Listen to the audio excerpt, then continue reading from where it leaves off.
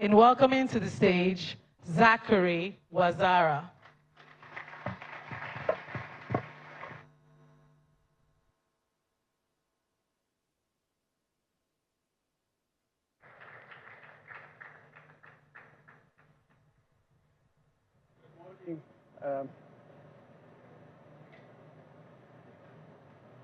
Good morning. I'm excited to be here today. It's not my first time in Nigeria, but it is my first time here, and I just want to say the most exciting thing was the first time I came to Nigeria in 2001. I was taken to meet Pastor Enoch Adeboye, and he said, "Don't introduce this man to me, I know him." And I was thinking, where does he know me from? And then he says that in 1979 he was praying, and he saw an army of men and women that would sweep across Africa to bring change to the continent of Africa. And he said, "You're one of them." So when Pastor Poju invited me to this, it was not just coming to a conference to present. I think that it is the fulfillment of something that I was told in 2001. And I'm excited.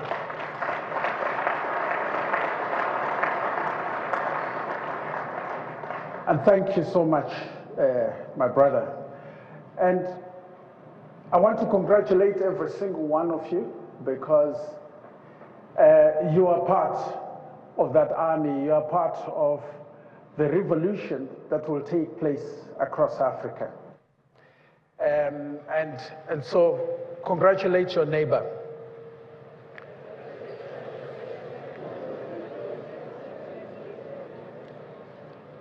I've got a very simple task, and that is to talk about how to build businesses and scale them. So my experience is really from a telecommunications background. That's where I started off. And we, as part of, I'm sure that a lot of you have heard of Ethernet Wireless. The group chairman, Mr. Strive Masiwa, I was responsible for all the international business, all the work to establish the companies in the different countries. And it gave me an opportunity to look at things from a different point of view, starting as a startup that was worth minus $10 million to being a global company worth billions and billions of US dollars. And so I'm going to share a couple of experiences as we talk about scaling the business, or building a business and scaling it, because I've seen that. And I also want to share the fact that, yes, you can go onto Google, you can go into different types of platforms to gather information about how to do it. But there's a lot more things that I have experienced, and I just want to share some of my experiences with you.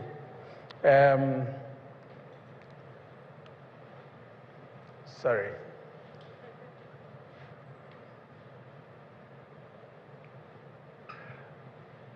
So the first thing that I want to talk about is just how the world, the business environment that we operate in is impacted, the things that shape the business environment that we operate in. So the first thing that we see is that, number one is ideas. So traditionally, and for generations, ideas have shaped how business is constructed, how business is built, how the marketplace operates. Ideas. Good ideas and bad ideas have impacted organizations have impacted the marketplace. I will give you a few examples. Growing up, if you went to your parents and you started talking about how your dog was talking to your cat, they would probably think that there's something wrong with you. But the guy called Walt Disney took a dog talking to a cat to a new level, and this idea has led to the multi-billion dollar, in fact, trillion-dollar industries that we see today, of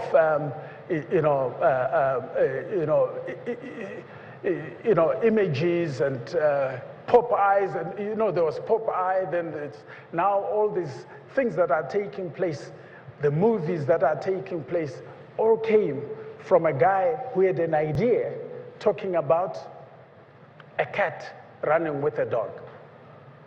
But there's so many other ideas that are shaping our world, the political ideas, the economic ideas. People have come up with how nations should be run. People have come up with how the politics of nations should be done. Communism has emerged from ideas. Capitalism has emerged from ideas. So ideas are so important, and ideas have shaped the way that we do things. We also have a situation where, philosophies. So philosophers have come through and they have said this is how things should be done, this is how things should be operated. Philosophers have shaped the way we think, the way we act, the way we approach different types of things. So philosophy is a very, very serious matter in as far as how our environment is shaped. So if we do not engage with philosophy, we can have somebody with a very, very poor perspective, very poor ideas, imposing their weaker ideas on the way that we operate. So we've got to understand how philosophies operate, how philosophy operates. What philosophies in business are you subscribing to? What philosophies are you seeing that you must engage with and deal with? And how do you define things? They say that the man with the definition of the thing controls the conversation. So how are we as entrepreneurs, as Africa, going to redefine or define, how are we going to create a narrative that will ensure that we are on the forefront of the global stage? Look already that the media, the global media, has got its own perspective of what Africa is. They shape and reshape what Africa is. So we need to be able to deal with that. There is culture. And in a lot of countries, I've worked in probably 27 African countries, and each one of them, the fact that we are black doesn't mean that we've got the same culture. So each country has got unique cultures. And even when you go into a particular country, like I worked in Nigeria, lived here for 3 years, but worked here for probably 10, 15 years. And Nigeria itself has got different cultures that shape the way that business is done. Now, I just want to talk about the modern influences of change. So we've got technology. Technology is changing the way that we run our businesses. There is the internet. The internet has completely changed the way that we do business.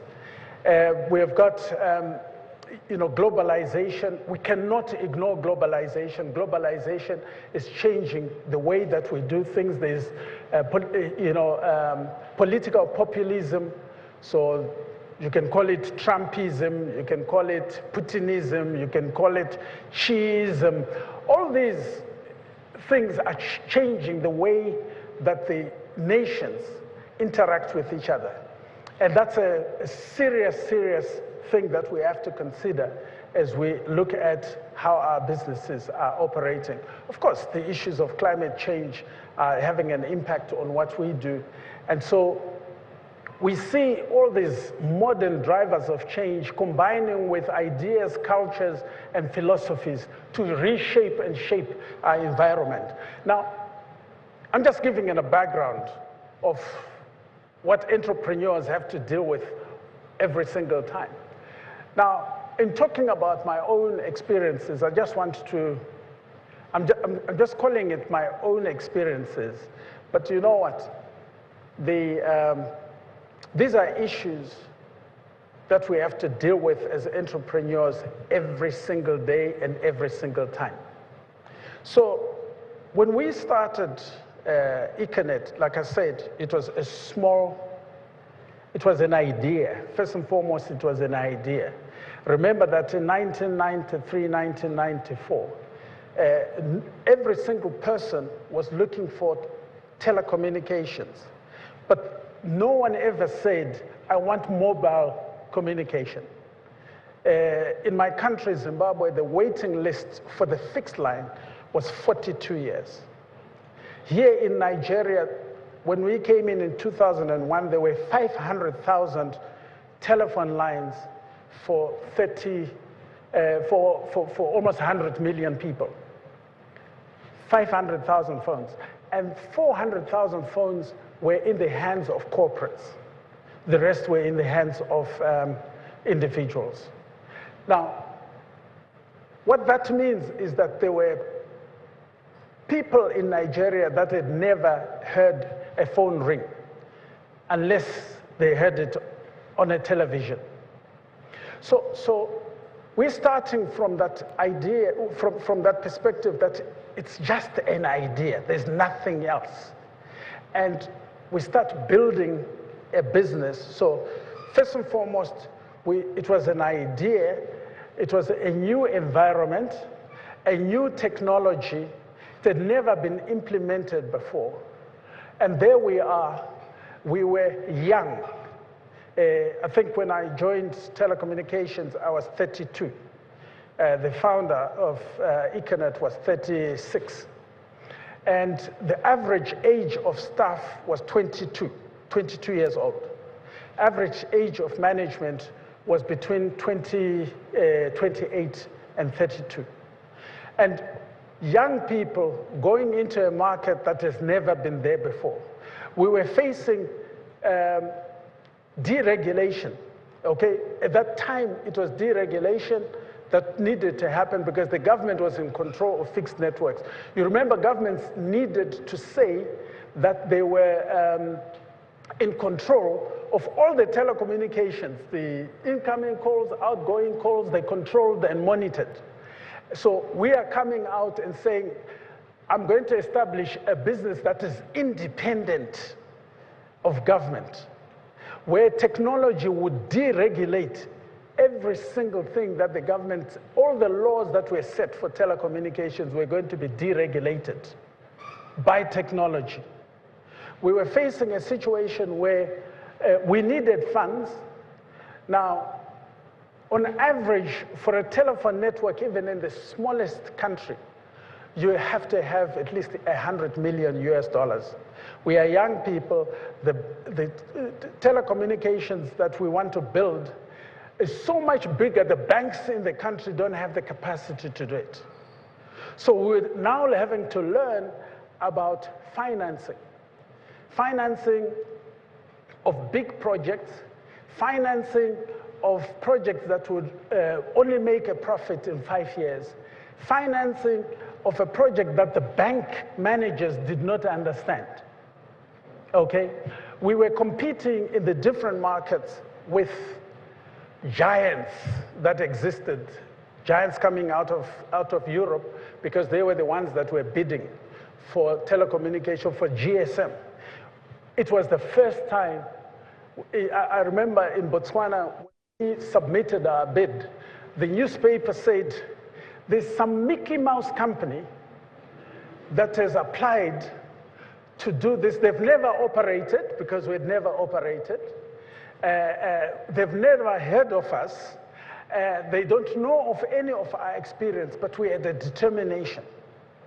I'm just painting a picture here of what entrepreneurs face at different levels.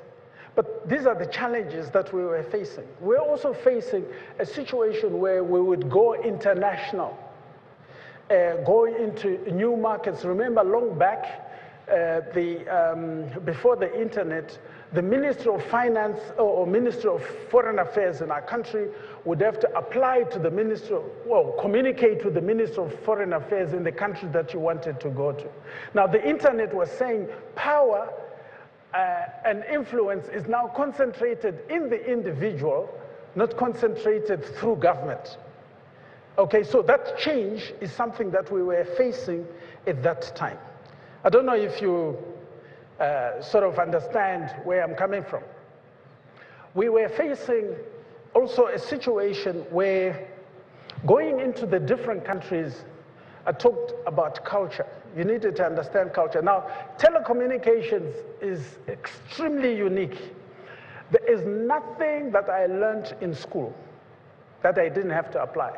History, geography, finance, mathematics, whatever I did at school, I had to apply. I mean, when we came to Nigeria, you needed to understand that building a network in the Delta region, where there is all this dense vegetation and rain, etc., is different from building in Kano. So you needed to understand the geography. In terms of the history, I think when we were building in Burundi, I recruited the best team that I thought we could have, until I was called by the regulators and they said, but why have you recruited this one tribe? Your network is based off one tribe. I said, I don't even know what you do. They said, don't you know the history of our people? So you are perpetuating something that we are trying to remove. Same thing here in Nigeria. I just applied, I advertised, I received 10,000 applications. And then when the network was being built, I was approached, we had governors in different places, and they were saying, yeah, but your network is only concentrated amongst these people. So you can't come to this area. I mean, I had staff kidnapped in certain places, I will not mention where, because we'd recruited people that were not relevant to those areas. We had to understand religious differences, that in Kano, you do not do this and do that and do that. It's all things that you need to learn and to understand. I'm just saying that the technical side of building a business, to say I'll scale it, is not, yes, there's the technical stuff that you will get in lecture rooms, but this is the stuff that we had to deal with and that we continue to deal with.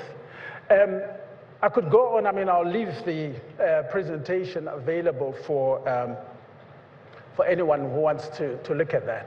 But technology, as it has come, the internet has changed the way that we operate, has changed, global consumer trends. A lot of, we now have virtualization, we have got softwareization, we have got convergence, we've got data analytics. Now, let me tell you, one of the challenges that we needed to deal with is that you're building a business, you're saying that we've got now a 3G network, 2G network. But whilst you're building and investing in a 2G network, 3G has started coming through. We were going to make our money on voice. And now all of a sudden, WhatsApp has come because of virtualization. So you've got an evolving technology that is taking place. So the dynamism in the marketplace, is so serious. It's, you've got to continue to act. You've got to continue to work on it. The consumer themselves have changed. Long back, you could tell the consumer what you want. You could tell the consumer what they need, but as technology has come through, and the internet has come through, the consumer tells you what they want. It's changed. The definition of marketing has changed because now, with Apple, with all these companies, they'll tell you a need that you never thought you had. Yet marketing is telling you that identify consumer needs and build a product that satisfies that need at a profit to the company, isn't it? For those that do marketing. But technology is saying, no, we will create a need and we will tell you what your need is. And so that has caused consumers to change and the behavior of consumers to change. Now, I'm just giving a background to what the kind of considerations that you must have if you're going to scale your business.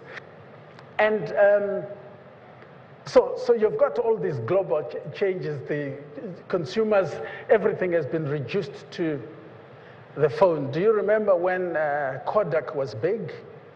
Do you remember Agfa? Do you remember the guys that, I always bemoan the fact that at my wedding, somebody came and took pictures, and then they said, the film, if you want your pictures, you pay for each of those films, right?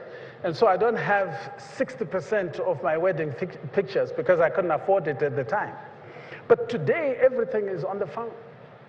You're making payments on the phone. There's been a convergence that is making mobility and the cell phone a central part of what we do and how consumers behave. And so when you're talking about scaling a business, you have to take that into consideration, that the consumer is no longer the guy that was there in 2000, prior to the internet. Today, you're going to the doctor, you can go and stand on a machine that reads and gives you 50 to 60 biomarkers. And you go to the doctor and you say, doctor, I've got this issue, that issue, that issue, that issue, that issue. It's not the doctor telling you what you have. It's you telling the doctor 54 biomarkers concerning yourself. Can you see how things have changed? A doctor can make a prescription, and I see my children doing that. They go and they start Googling the medication that they've been given. And they tell you that, no, I think this medication will affect me in this way, that way, or this is this and that. Because the consumer trends and behavior has changed, and everything is around mobility. Now, how do we build businesses in a digital environment? Now, when we entered into telecommunications, there was a lot of disruption that was taking place, okay? And in a digital environment, you either disrupt or you get disrupted. And we found that there were serious changes that were there around the business model. Today, a lot of companies that are struggling are not struggling because there's no market, are not struggling because there are no customers, they're not struggling because they don't have cash, they're struggling because their business model has not been constructed correctly. So in 1G, they were asset heavy, everything, usage based. I remember in Zimbabwe that the telephone company used to have these adverts where they said, do not jabba, jabba, jabba, okay? In other words, reduce your usage. That's what they used to say, reduce your usage. Don't jabba, jabba, jabba, jabba. In GSM or in mobile, we emphasize usage. And in fact, your business model is customer numbers times price times usage gives you a revenue. So in the fixed network, they were saying, in terms of the business model, we will tell you what capacity we have. We will choose the customers that we want.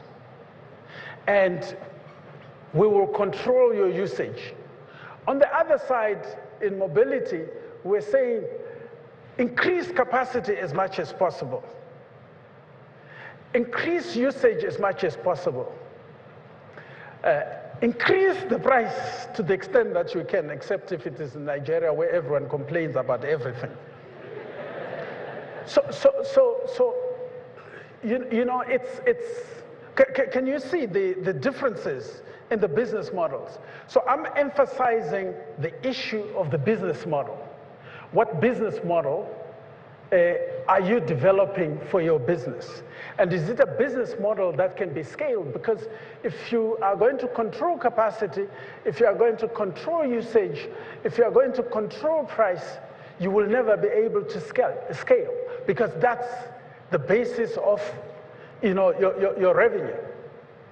And so it's so important to be able to articulate your business model. Now, I'm going to give an example of Nokia versus Apple.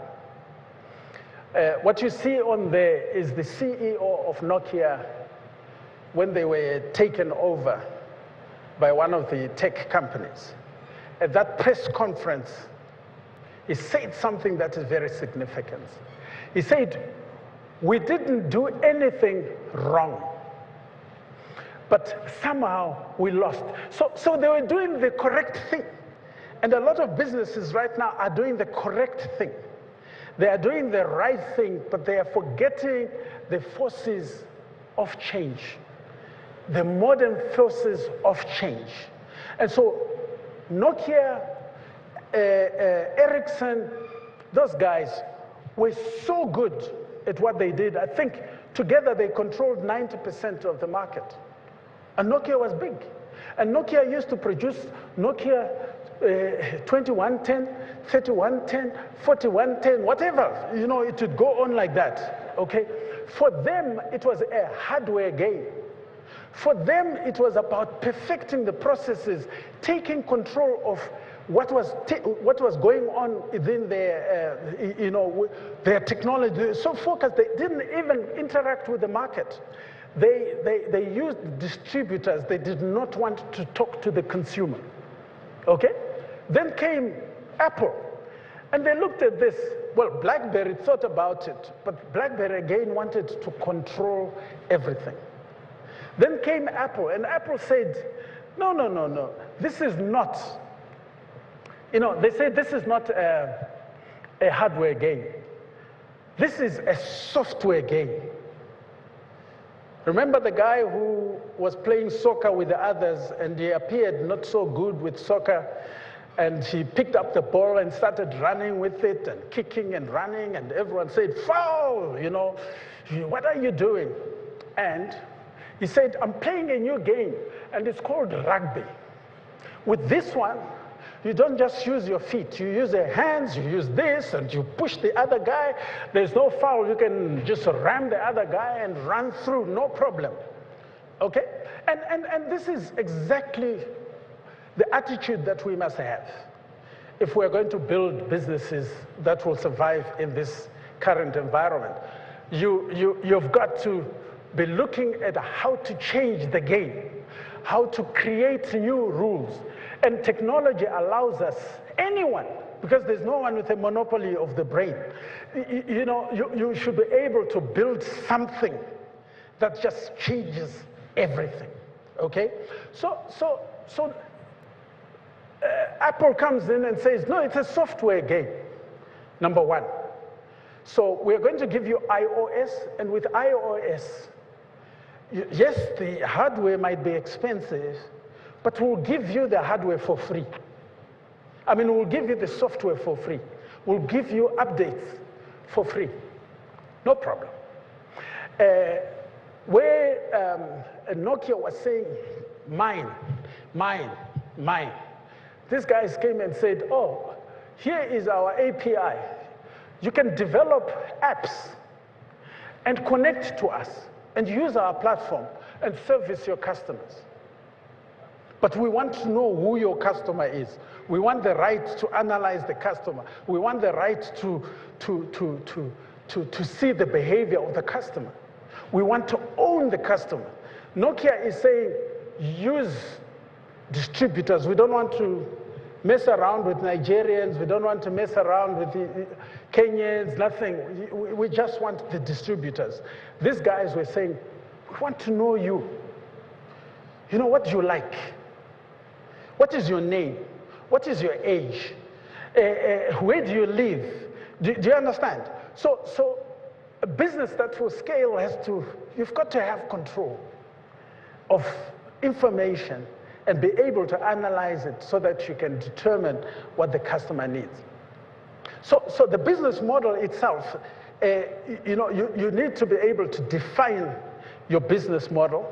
You need to be able to identify the drivers of your business.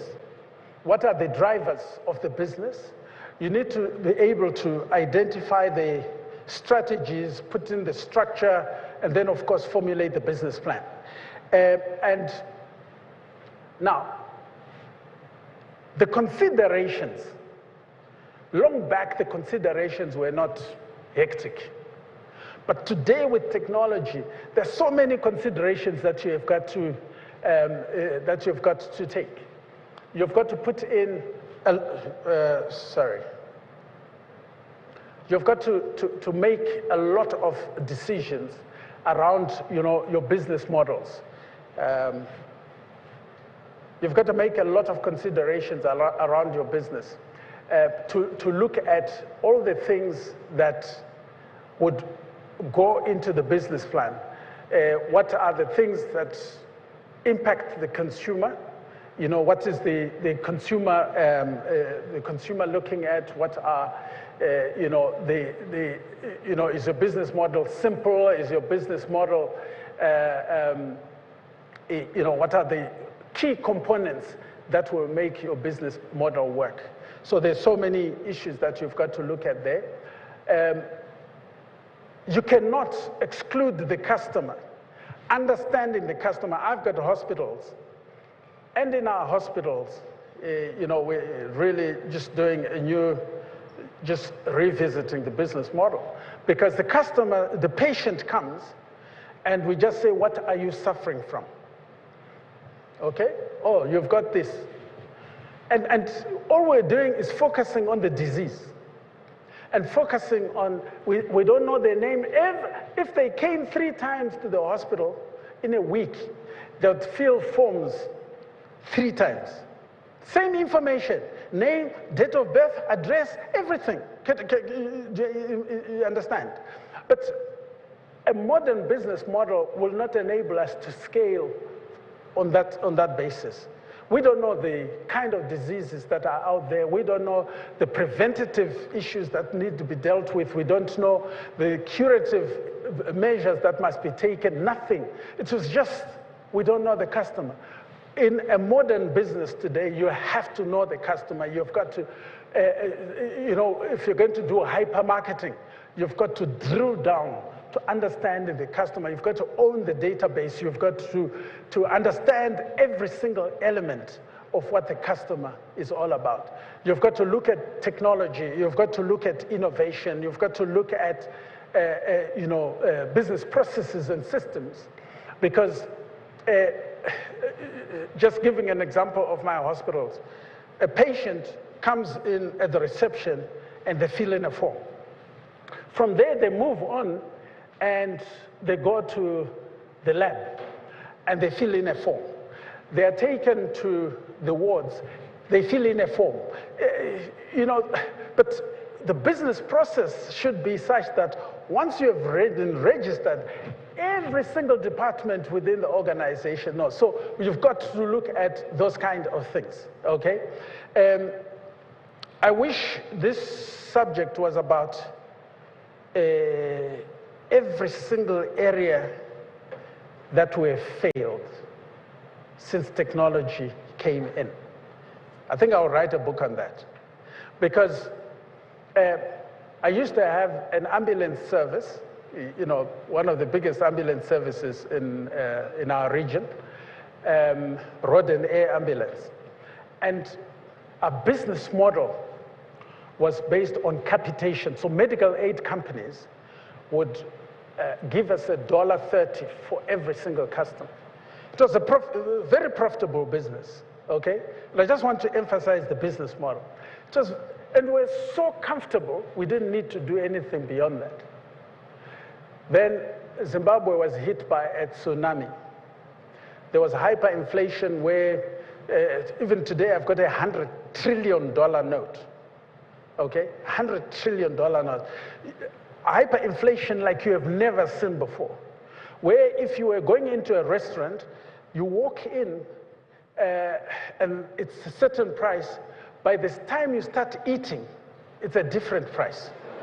If you order Coke, now when you order the second Coke, the price has changed. If you're at a gas station, every single car that is pouring fuel is paying a different price, a higher price. You guys have never seen that, okay? So, no. I know you've gone through things, but you have not gone through that thing. So I'm just saying, we've had to look at business. That business collapsed. Why? Because medical aid, everyone came down with their medical aid. They stopped paying medical aid. And we were based on capitation. Now, the customer belonged to the medical aid company. The customer didn't belong to us. We didn't know the customer. We didn't have access to the customer. Okay? And the customer wanted to build, to go through their medical aid company, not directly with us. We're just a service provider. So the business model is so important. And I just want to overemphasize. So the traditional business models is what you call the platform business model, which is what your Nokia did. They control the processes, their vision, mission, values is well articulated. And they've got business processes that ensure that their product is a perfect product, going on like that, and they use distributors. They don't know the customer. Now, so these legacy pipeline processes, you've got to ask yourself, am I a Nokia at the moment? Do you have a pipeline process? And you are perfecting your processes all the time, but your processes are not effective. Then you look at what Apple brought through. It is the platform business model. And with the platform business model, you've got the platform iOS, and then Apple came through and said, oh, by the way, there's iTunes. By the way, there's the App Store. By the way, there's the Apple Watch. By the way, there is, so they started adding all these things. A community of services, a community of collaborations, a community of, where they make money, not from charging $10, $50, where they make money from charging $1. When Apple was fighting with the music industry to say we want the albums to be broken down so that a person can buy a song instead of buying an album, no one understood what they were talking about. Their competitors did not understand what they were talking about. When they introduced the iPod, no one could tell what they were talking about, but they were increasing capacity in the iPod, they were increasing battery life in the iPod, they were doing all sorts of things until they introduced the iPhone. Now you start connecting the dots. Oh, so iPhone, music, App Store, this and that. Do you see the point? So the business model became so revolutionary for their competitors to turn around and start looking at it. It became very, very difficult. And so I just want to say here that when we are looking at our business models, and that's the only message that I want you to come up with, to take away. If we are building a business, how do you structure your business model? Is your business model such that you can build on it, you can scale, and the scaling really starts with the foundational plan itself. It starts with the foundational plan itself. So within the Econet group, we started off with Zimbabwe, and we realized that the skills that we're getting in Zimbabwe were enough to take us to Botswana, so I went to set up our Botswana network. And even then, you know, the kind of thing that we were doing is we were introducing the same things, replicating them all over. Can your business model be replicated? Awesome. So business model, business model, business model. Thank you very much.